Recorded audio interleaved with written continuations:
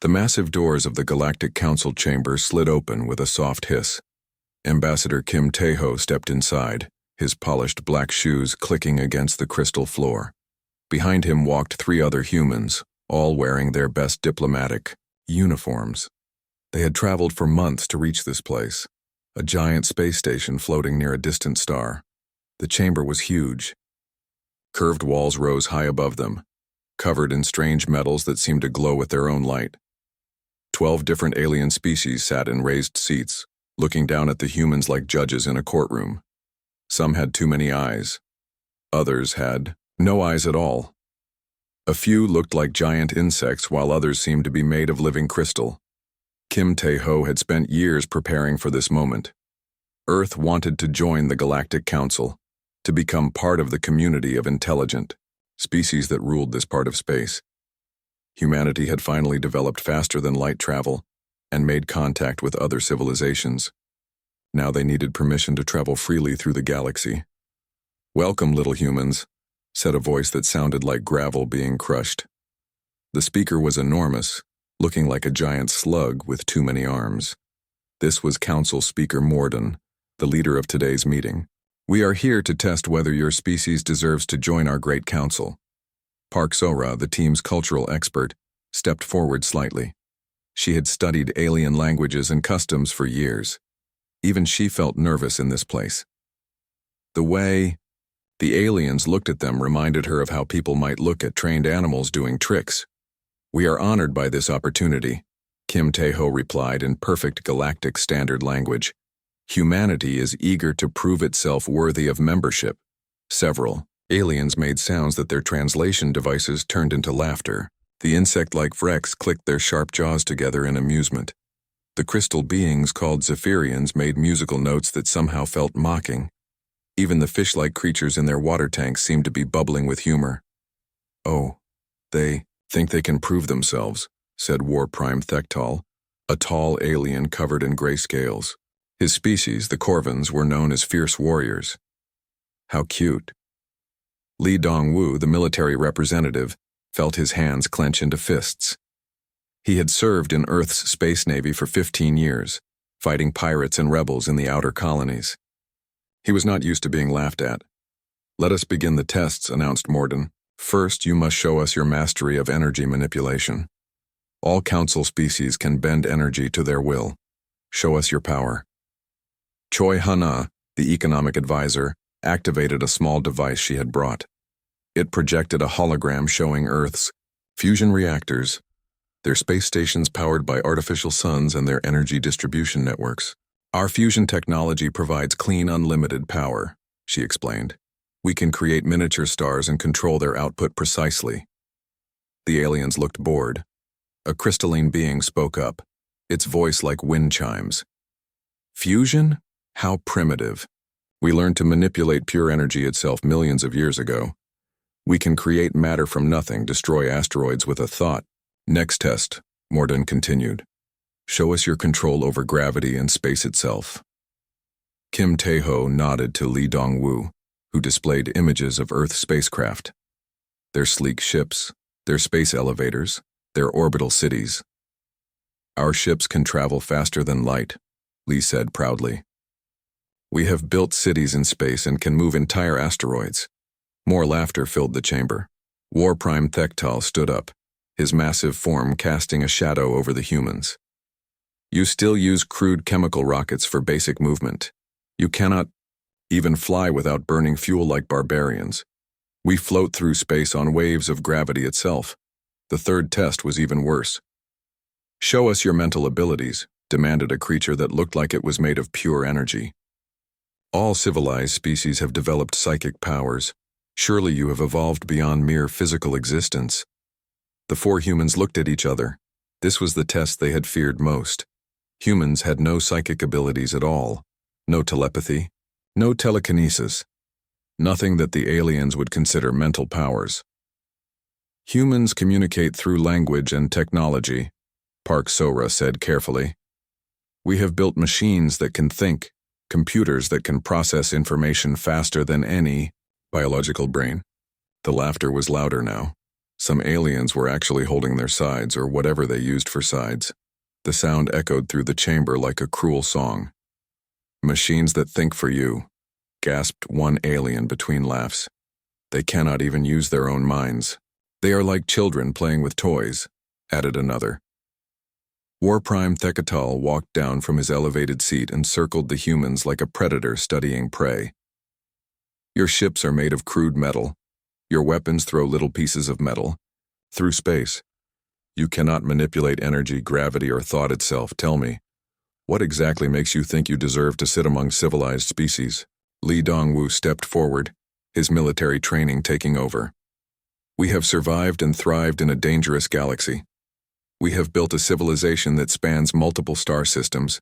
We have created art, music, literature, and technology that... Technology? Thektal interrupted. You mean your fire sticks and metal tubes? A child's toys compared to real weapons. The alien grabbed a small device from his belt. With a casual gesture, he made it float through the air, glow with energy, and project a hologram of a massive alien warship. This is what real technology looks like. Pure energy weapons that can destroy planets. Shields that bend reality itself. Your primitive kinetic weapons could not even scratch our hull. Kim Tae-ho maintained his diplomatic smile, but his jaw was tight with controlled anger. We may use different methods, but our results speak for themselves. Humanity has never lost a war. Because you have never fought anyone worth fighting, Thektal replied dismissively. Morden raised several of his arms for silence. The tests are complete. Humanity has failed in all three areas. You show no mastery of energy, gravity, or mental powers. Your technology is primitive and your methods are barbaric. He paused, looking down at the four humans with what might have been pity. Your application for council membership is denied. Perhaps in a few thousand years, when your species has properly evolved, you may try again. The chamber filled with alien chatter and more laughter. Several species were already making jokes about the humans who thought they were civilized. But Li Dongwu had quietly activated a small recording device hidden in his uniform.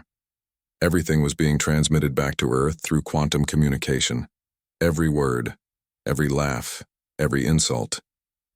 As the humans were escorted out of the chamber, Kim Tae-ho heard one final comment from a species he did not recognize. Perhaps we should visit their homeworld soon. They might make amusing servants once properly trained. The doors closed behind them with a soft hiss, cutting off the sound of alien laughter. The four humans walked in silence toward their assigned quarters, each lost in their own thoughts. None of them noticed the small smile on Li Dongwu's face as he sent a final message to Earth. Package delivered. Response requested. The message was received at Luna Command 18 minutes later. Admiral Nam Gisu read it twice, then called for her senior staff. The real diplomacy was about to begin. 3 days had passed since the humiliation in the council chamber. The four humans remained in their small quarters on the station, officially waiting for transport back to Earth. The aliens treated them like curiosities now, pointing and whispering whenever they walked through the corridors. Ambassador Kim Tae-ho spent his time trying to arrange private meetings with individual council members. Perhaps one-on-one diplomacy might salvage something from this disaster. But every species he contacted gave him the same response. Humanity was too primitive to waste time on serious negotiations. Park Sora used her skills to gather intelligence instead. She wandered the station's public areas, listening to conversations and observing alien behavior. What she learned made her stomach turn with disgust. The council did not evaluate new species for membership. They evaluated them for exploitation. She overheard a group of wrecks discussing how the primitive humans might make good workers in their crystal mines. Their natural resistance to radiation would be useful, they said. The Zephyrians talked about harvesting human creativity for their art projects. Several other species debated whether humans would taste good. But the worst conversation happened in the station's main cantina. War Prime Thektal was drinking with his officers, bragging about future conquests. The humans think in terms of single ships and small battles. He laughed, his scaled face twisted with amusement. They cannot understand the scale of true galactic warfare. When we decide to take their homeworld, they will surrender rather than watch their pathetic fleets burn. His second-in-command, a smaller Corvan named Velcro, nodded eagerly. Their largest warship probably masses 50,000 tons at most. Amusing toys. The best part, Tektal continued, is that they actually believe their kinetic weapons pose a threat, throwing chunks of metal through space like cavemen with spears. Our energy shields will stop anything they can launch. Park So-Ra quietly recorded everything with a tiny device hidden in her earring. The intelligence would be valuable, assuming they lived long enough to use it. Meanwhile, 18 light-years away, Admiral Nam Gisu sat in her office at Luna Command. The moon's surface stretched out through her window, covered with military installations and shipyards. She had just finished watching the complete recording of the council session for the third time. Her staff waited in respectful silence. Captain Yoon Jae-min, commander of the experimental warship Soul's Wrath, studied his admiral's face. In 20 years of service, he had never seen her this angry. Dr. Shin Mi-young, head of the weapons development program, shifted nervously in her chair. The small woman had designed some of humanity's most devastating weapons, but she feared Admiral Nam's quiet rage more than any explosion. Commander Kang Hyun-woo from Intelligence Division cleared his throat softly. Admiral, we could arrange for accidents to befall several council members. Make it look like internal conflicts. Nam Gisu finally spoke, her voice calm and deadly. No, we are not assassins. We are the Terran Defense Force, and we will respond appropriately to this insult. She turned to Captain Yoon. How long to reach the Kepler 442 system at maximum? Burn? 18 days, Admiral. The Soul's Wrath can maintain full acceleration for that duration. And our new kinetic artillery systems? Dr. Shin's eyes lit up with scientific pride. The railgun arrays tested at 99.7% efficiency last month. We can launch tungsten rods at 15% of light speed. At that velocity, they carry more kinetic energy than most nuclear weapons. What about alien shielding technology? Their shields are designed to deflect energy weapons and charged particles, Dr. Shin explained. They work by bending electromagnetic fields around the ship. But they cannot deflect solid matter moving at relativistic speeds. Our projectiles will pass through their shields like they do not exist. Commander Kang leaned forward.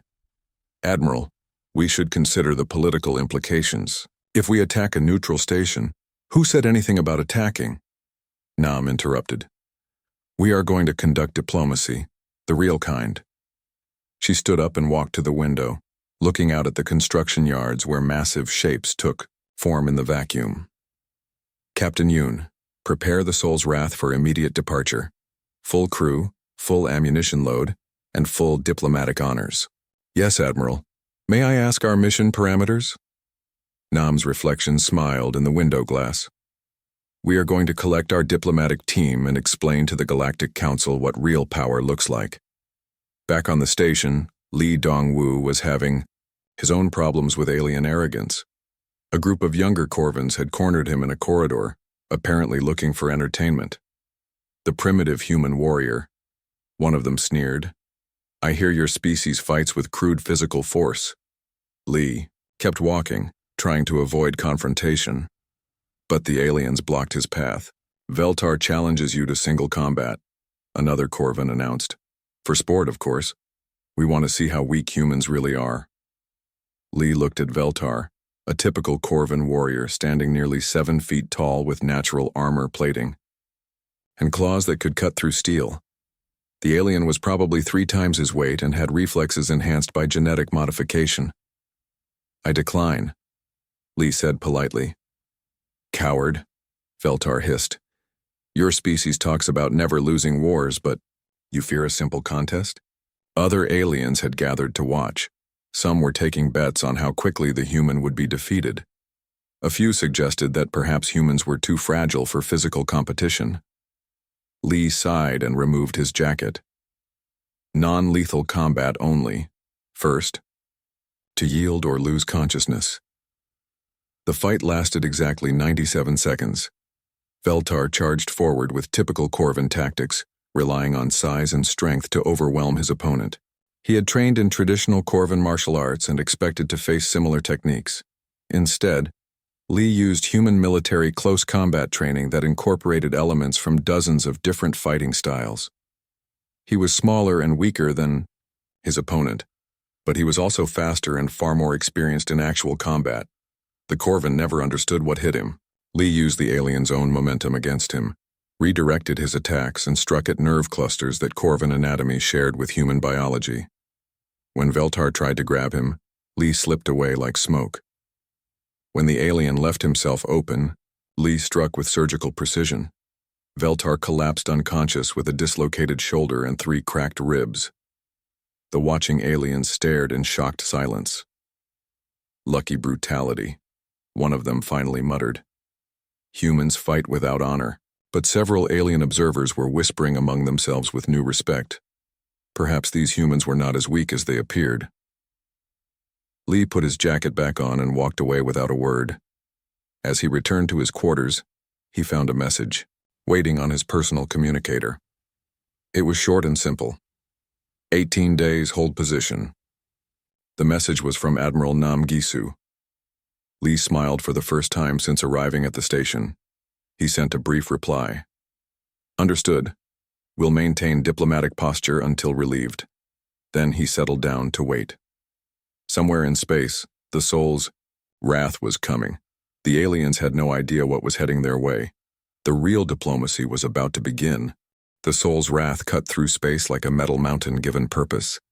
At 2.5 kilometers long, it dwarfed anything humanity had ever built before. Its hull was not elegant like alien ships, with their flowing curves and artistic designs. Instead, it looked like what it was, a weapon built by engineers who cared more about function than beauty. Admiral Nam Gisu stood on the bridge, watching stars wheel slowly past the main view screen. Around her, the best crew in the Terran Defense Force worked at their stations with quiet efficiency. Commander Park Jun-ho, her tactical officer, was studying intelligence reports about Council military capabilities. The young man had graduated, top of his class from the Naval Academy, and had spent 5 years analyzing alien combat doctrines. "Admiral," he said, looking up from his displays. "Based on intercepted transmissions, the Council maintains approximately 40 warships in the Kepler 442 system. Most are escorts and patrol craft. Only 6 qualify as capital ships by their standards.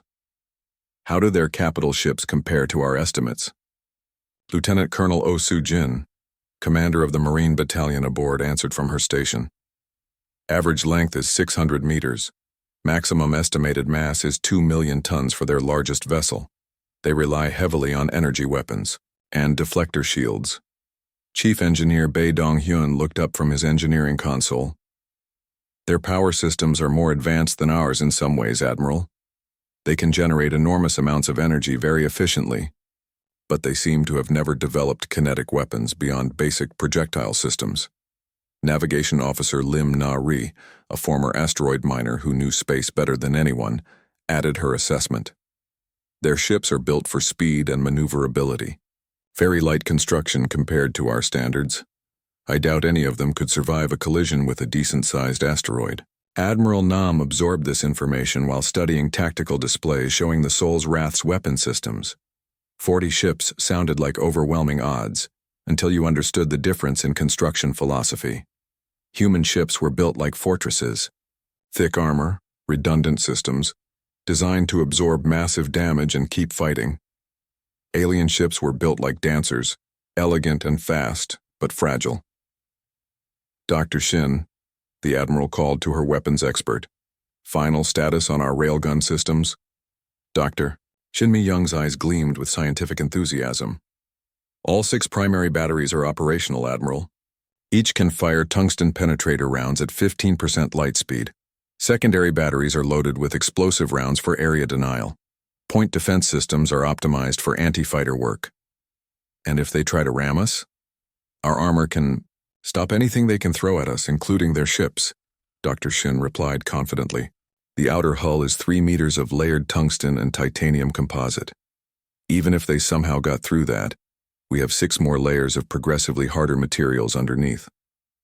The Soul's Wrath was not just humanity's largest warship. It was their statement to the galaxy about human engineering philosophy. Where aliens built elegant weapons that required skill to use properly, humans built weapons that simply could not be stopped once activated. Back on the Council Station, the aliens continued their plans for humanity's future. The various species had divided up Earth's resources in advance. The Vrex wanted human workers for their dangerous mining operations. The aquatic depths claimed Earth's oceans for expansion of their breeding colonies. The energy beings planned to harvest human creativity for their art projects. War Prime Thektal met with Fleet Master Zoran, the overall military commander for the system, to discuss invasion timelines. "How long until we can assemble a proper conquest fleet?" Thektal asked. Zoran, a veteran of dozens of successful invasions, consulted his tactical computer. 6 months to gather sufficient ships from across our territories. The humans pose no real military threat, but we should make the display impressive, enough to break their will to resist. What about their defensive installations? Primitive orbital platforms and a few hundred small warships. Zoran dismissed them with a wave. Their largest vessel mass is perhaps 100,000 tons. Our flagship alone could destroy their entire fleet. Neither alien commander had bothered to update their intelligence about human military capabilities. The last Corvin scout mission to human space had been sent 3 years ago and had never returned. They assumed it had suffered mechanical failure in the deep void. In reality, the scout ship had been captured by a human patrol, and its crew was currently enjoying comfortable imprisonment while human scientists studied their technology. The reverse engineering project had been very successful. The Council Station's duty officer, a bored Zephyrian named Crystal Song Veltar, monitored space traffic with the usual attention paid to routine tasks. Merchant ships came and went constantly. Diplomatic vessels arrived regularly for various council business. Military patrols maintained their assigned routes. When long-range sensors detected an approaching ship from the direction of human space, Veltar noted it in the log without much interest. Another primitive human vessel coming to collect their failed diplomatic team.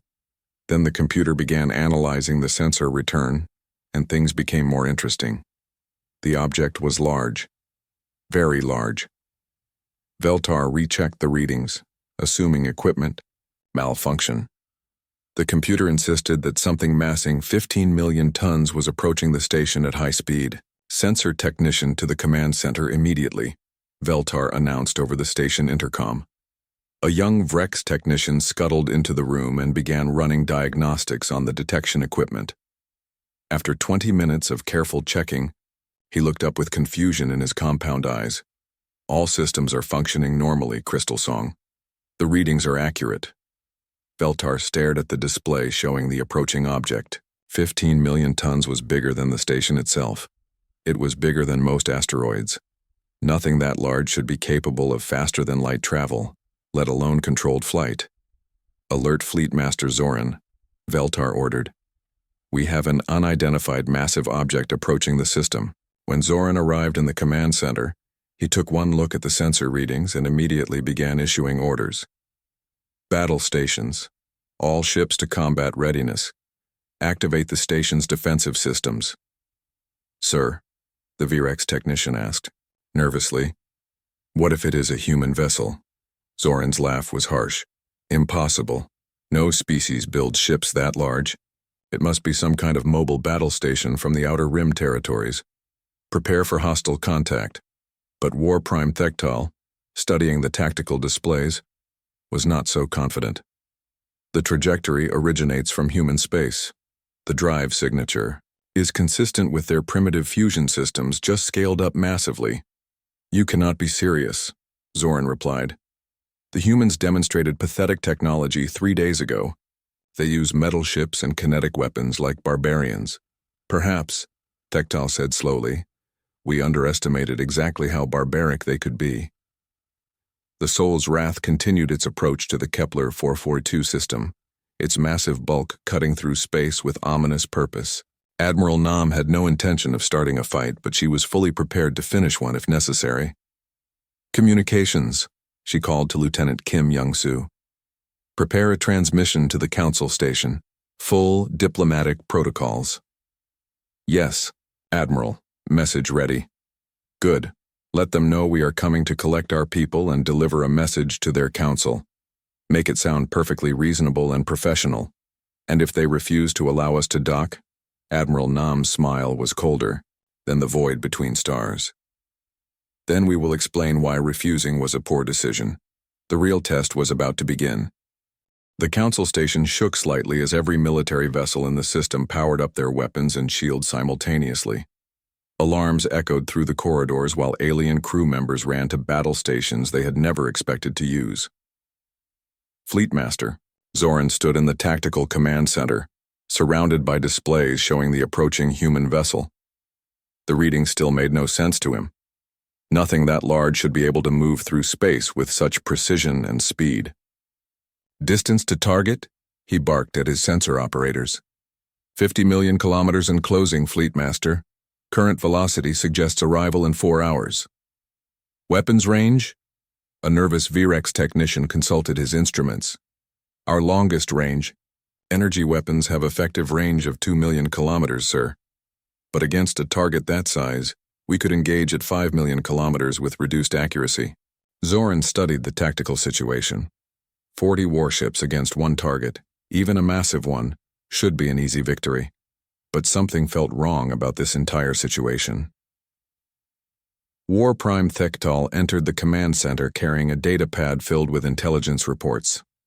I have been reviewing our information about human military capabilities. We may have made an error in our assessment. What kind of error?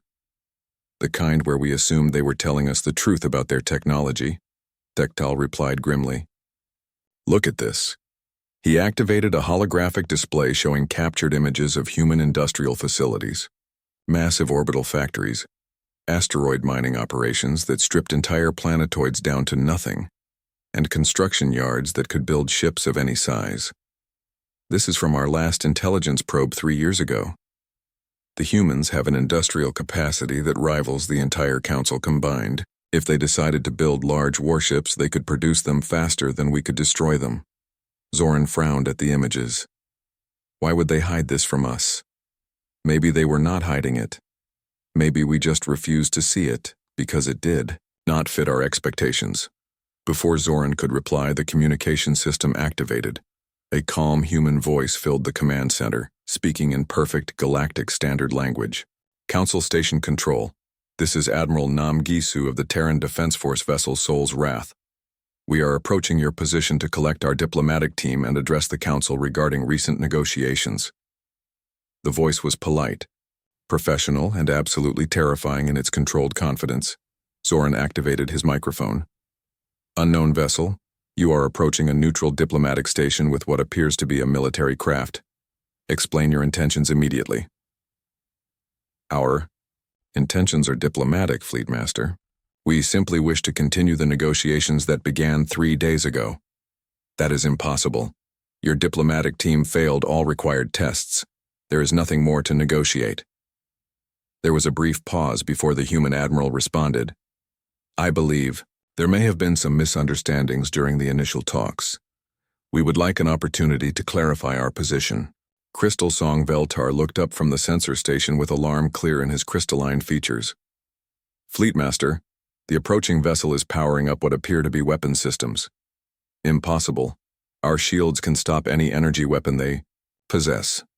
Sir, these do not appear to be energy weapons. The power signature suggests some kind of magnetic acceleration system. Multiple systems, very large.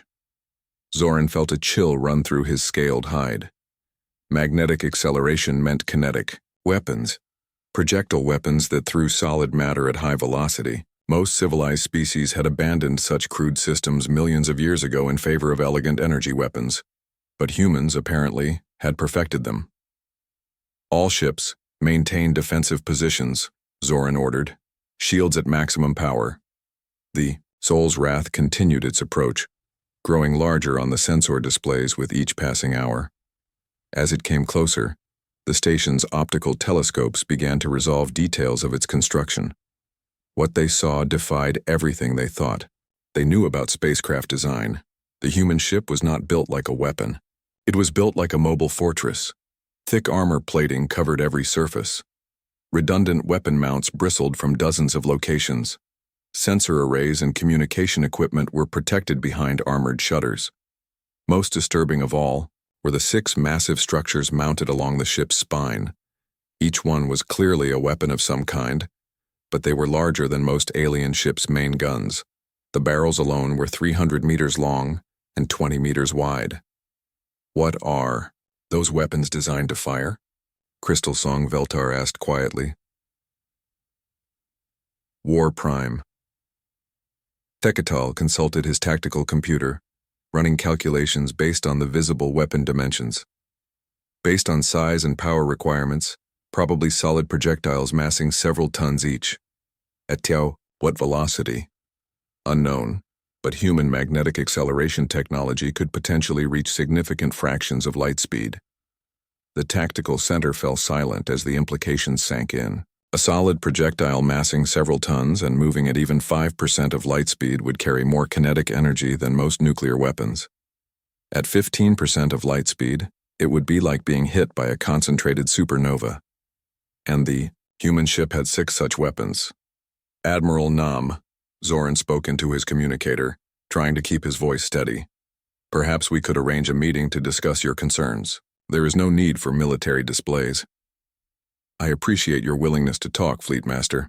However, this is not a military display. This is a diplomatic vessel conducting official business.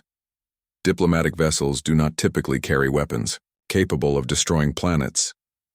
Our diplomatic vessels do, Admiral Nam replied calmly. We have found that diplomacy works much better when both sides understand the consequences of failure. The Soul's Wrath moved into close orbit around the Council Station, its massive bulk blocking out stars as it passed overhead. Up close, it was even more intimidating than the sensor readings had suggested. Human engineering philosophy was clearly different from any other species in the galaxy. Where alien ships were elegant and efficient, this human vessel was brutal and overwhelming. It looked like it had been designed by people who expected to be shot at and wanted to make sure they could shoot back harder. Fleet Master, one of his officers reported nervously. The human ship is requesting docking permission for a small craft. Grant it, Zoran replied. What else could he do? Refusing would likely result in the human ship taking what it wanted by force. Sir, should we maintain weapons lock on their vessel? Zoran looked at the tactical display showing 40 Council warships surrounding one human dreadnought. On paper, it looked like overwhelming force in the Council's favor, but he had been a military officer long enough to recognize a superior weapon system when he saw one. The humans had not come here to negotiate from a position of weakness. Stand down all weapons, he ordered quietly. Let them dock. As the order went out through the fleet, alien crews across 40 ships powered down their weapons with visible relief. None of them wanted to test their energy shields against human kinetic weapons. The Soul's Wrath settled into position near the station's main docking bay, its engines cycling down to standby power. But the massive railgun batteries remained, trained on the surrounding alien fleet, ready to fire at a moment's notice. A small human shuttle detached from the dreadnought and approached the station. Through the viewports, alien observers could see figures in military uniforms preparing for what would certainly be the most important diplomatic meeting in galactic history. Council Speaker Morden was frantically calling an emergency session of all member species. The council chamber that had echoed with laughter 3 days ago was now filled with nervous whispers and worried discussions. The humans were coming back.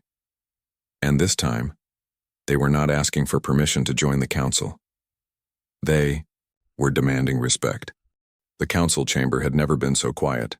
The same space that had echoed with mocking laughter 3 days ago now held only tense silence as Admiral Nam Gisu entered with her escort.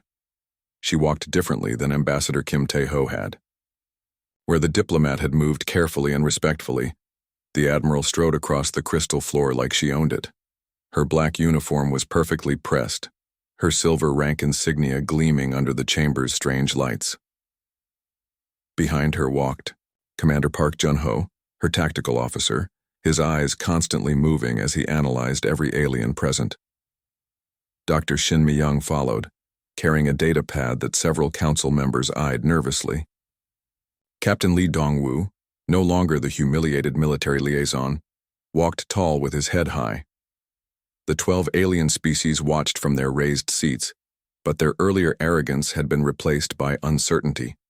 Through the chamber's transparent walls, they could see the massive hull of the Soul's Wrath floating in space like a metal moon.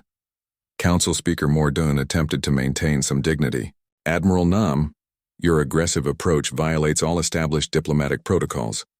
Military vessels are not permitted at neutral stations."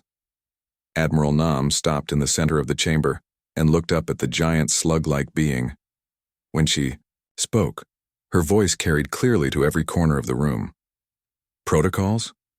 You mean like the protocol where you mock diplomatic delegations before they finish speaking? Or the protocol where you plan to enslave species that fail your rigged tests?" The silence became even deeper. Several aliens shifted uncomfortably in their seats. "I do not know what you mean," Morden replied, but his voice lacked conviction. Park Sora stepped forward from where she had been standing with the original diplomatic team. "Perhaps I can clarify. 3 days ago, I recorded several conversations between council members discussing how to divide up Earth's resources and population." She activated a small device that projected holographic recordings of alien conversations. War Prime Tektal's voice filled the chamber. "When we decide to take their homeworld, they will surrender rather than watch their pathetic fleets burn." Another recording showed Vrex leaders discussing human slaves for their crystal mines. A third captured the aquatic depths planning to claim Earth's oceans as breeding colonies. The council members looked at each other with growing alarm. Their private conversations had been monitored and recorded by people they thought were primitive. War Prime Tektal stood up, his warrior pride overcoming his caution. "Even if those recordings are accurate, one ship cannot threaten the entire galactic order. We have 40 vessels in this system alone." Admiral Nam smiled, and the expression was colder than deep space. "One ship? Commander Park, please show our friends what one ship can do." Commander Park Junho activated a holographic projector that filled the chamber with a 3-dimensional display of the Soul's Wrath. The alien council members leaned forward despite themselves, studying the human vessel with new attention. "This ship carries 18 primary railgun batteries," Commander Park explained in a calm, professional voice. "Each weapon can fire tungsten penetrator rounds at 15% of light speed. At that velocity, a single projectile carries more destructive energy than your largest nuclear weapons." He paused to let that information sink in. "Our secondary batteries fire explosive rounds designed for area denial and anti-fighter work. Our point defense systems can track and destroy targets smaller than your escape pods." Dr. Shin Mi-young stepped forward, her data pad glowing with technical specifications. "Your ships use energy shields that deflect charged particles and electromagnetic radiation. Very elegant technology, but useless against solid matter moving at relativistic speeds." She activated another display showing test footage of human weapons destroying various targets. "Our projectiles will pass through your shields like they do not exist. Your armor, designed to absorb energy weapons, will crumple like paper against kinetic impact." The Vrex Queen speaker clicked her mandibles, nervously. "Surely you cannot fight the entire galaxy. We have thousands of ships across dozens of systems." "We do not have to fight the entire galaxy," Commander Park replied. "We just have to convince you that the cost of fighting us exceeds any possible benefit." As if responding to his words, the chamber's communication system activated. Lieutenant Kim Young-soo's voice came through clearly. "Admiral, sensors detect 3 additional human vessels dropping out of FTL at the system's edge." The alien council members turned to look through the chamber's transparent walls. In the distance, 3 more massive shapes were visible against the starfield. Not as large as the Soul's Wrath, but each one clearly a formidable warship. "As I mentioned," Admiral Nam continued casually, "this is not our only ship." "Fleetmaster," Zoran's voice came through the station's intercom system. "All council vessels maintain current positions. Do not, repeat, do not take any aggressive action." The smart military commander had realized that his 40 ships were completely outmatched by 4 human vessels. Ambassador Kim Tae-ho finally spoke, his earlier diplomatic courtesy replaced by steel resolve. Humanity withdraws its application for council membership. We are not interested in joining a confederation of bullies and slavers. But, Admiral Nam continued, we are very interested in freedom of navigation through what you call council space. Our ships will travel where they please, when they please, for any reason we choose. Council Speaker Mordun attempted to assert some authority. You cannot simply ignore galactic law and establish trade routes. There are regulations, procedures. Your regulations do not apply to us, Admiral Nam interrupted. We never agreed to follow them. We are not members of your council, and we reject your authority over human activities. The crystalline Zephyrian, leader Crystalsong Malvin, spoke in chiming tones. What you propose would destabilize the entire galactic order. Trade routes, territorial boundaries, resource allocation agreements will continue to function exactly as they do now. Dr. Shin replied, we have no interest in your internal politics or resource disputes. We simply want you to leave us alone. War Prime Thektal made one last attempt at defiance. And if we refuse? If we decide that humanity poses too great a threat to be allowed to exist? Admiral Nam turned to face the Corvin warrior directly.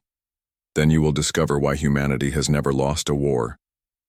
She activated her own holographic display, showing Earth's orbital shipyards where dozens of massive vessels were under construction. What you see here represents 18 months of construction work. We can build warships faster than you can destroy them.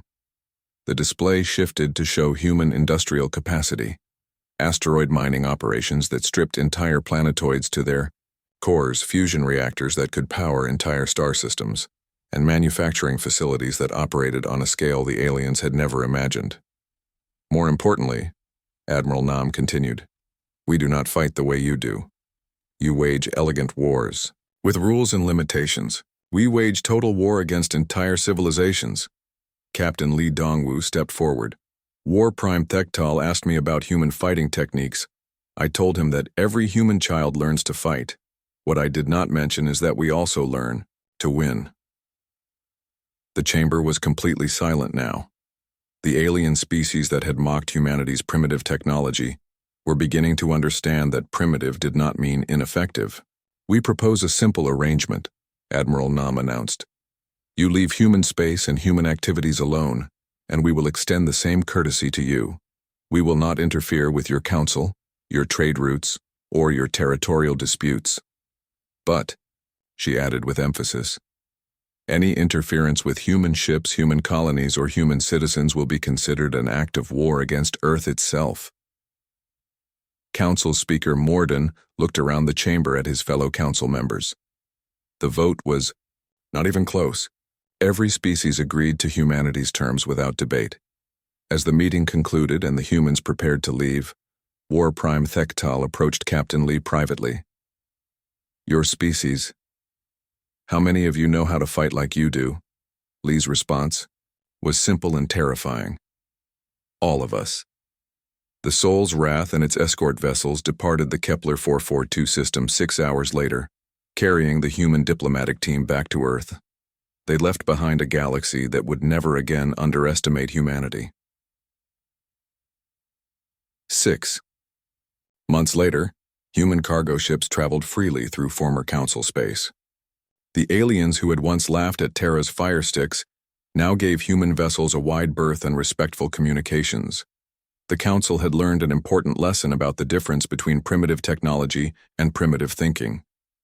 Humans might use crude kinetic weapons and metal ships, but they used them very, very effectively.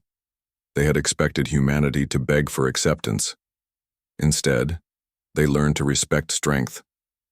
The galaxy was a much quieter place now, and everyone agreed that was probably for the best.